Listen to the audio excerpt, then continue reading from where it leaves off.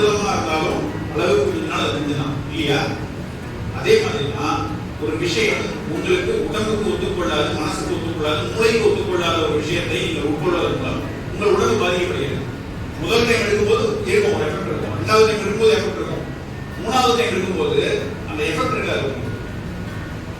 ஆனா அந்த டேஸ்ட்டுக்கோ இல்ல அந்த ஸ்மெல்லுக்கோ இல்ல அந்த ஒரு ஹேபிட்டுக்கோ நீங்க வந்து ஆட்டோமேட்டிக்கா அடிக்கணும். ஒரு சினிமா வரும், ஒரு சினிமாவில் ஒரு சீன், அதாவது ஒருத்தர் வந்து அந்த இடத்துக்கு ஒரு பழக்கத்தை விடணும் ட்ரை பண்றான்.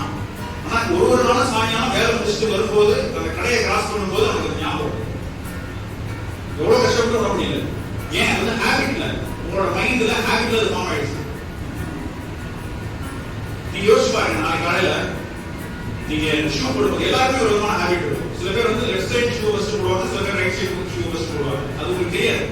ஆனா நீங்க டெய்லி ஒரே மாதிரி